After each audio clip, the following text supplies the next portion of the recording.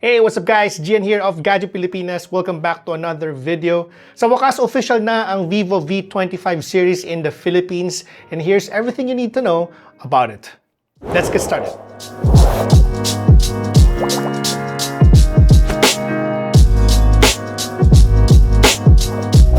Alright, so alam naman natin na Vivo releases their V series smartphones every year. The launch of the V25 series here in the country is a little earlier than expected, but I think that the timing is just right because malapit na magpasko at for sure may mga naghahanap na sa inyo ng bagong phones. Now, I won't beat around the bush. Pag-usapan na natin ang mga bagay na dapat nyong malaman about the Vivo V25e, V25 at ang V25 Pro.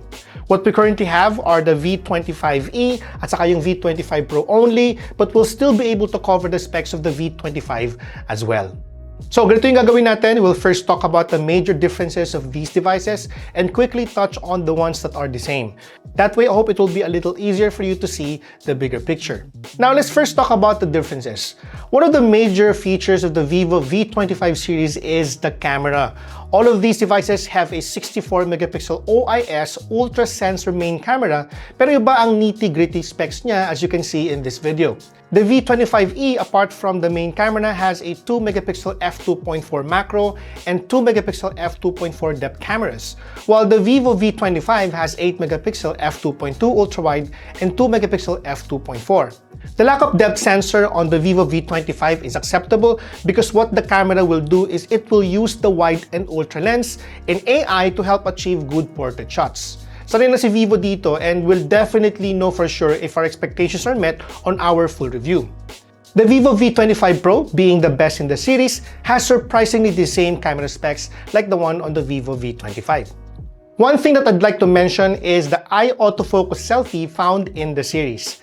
Both the Vivo V25e and V25 Pro have 32-megapixel eye AF selfie, while the V25 has a 50-megapixel with f2.0 aperture. It's a good mix, but I honestly would have loved it if Vivo put the same selfie camera of the V25 on the V25 Pro.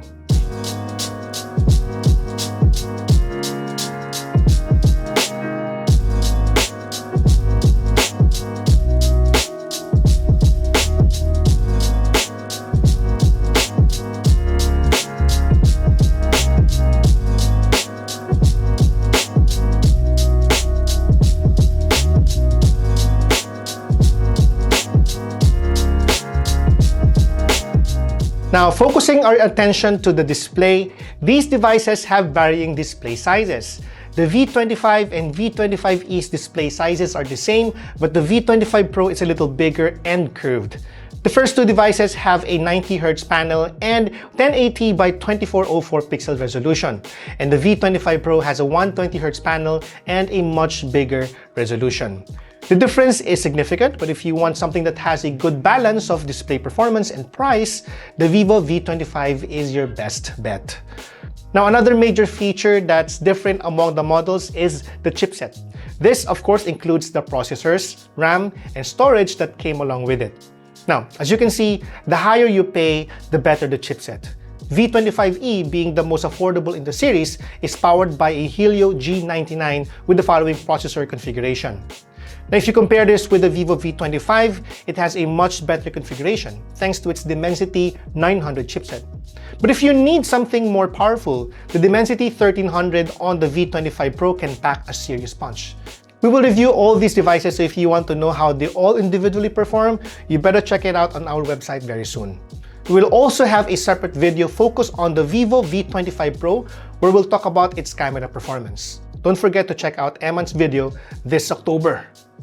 Now, in terms of battery capacity and charging, you'll see that the Vivo V25 Pro is far better than V25e and V25 as it has 4830 mAh capacity and supports 66 watts fast charging. In fact, may kasama nga ng 66 watts charger yung box nito.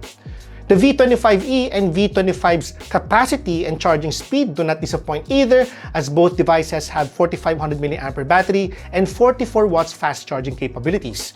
You also don't need to worry because may kasama ring charger ang dalawang device na to. Now, I still do not know kung gaano kakunat ang batteries ito for sure because I barely used this for 2 days. But don't worry because we'll cover them in our full review very soon. Now, alam niyo ba kung ano ang isa sa mga design features na niretain nila dito sa series ito? Ito yung tinatawag nila na photochromic feature. This allows users to change the color of the devices by exposing it to sunlight or UV light.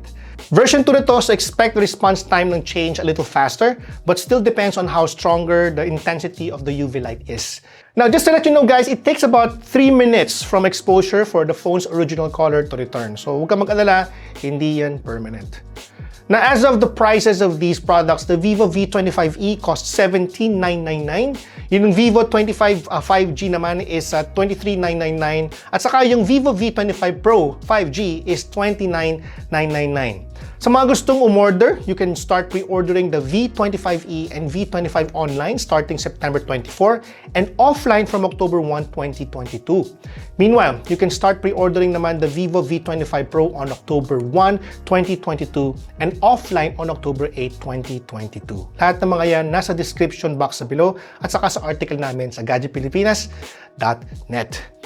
That's it for our video today. I hope you've had a great time watching us as much as I loved making this video. If you like it, be sure to like and subscribe. This has been Gian of Gadget Pilipinas, and I'll catch you in the next video. Bye!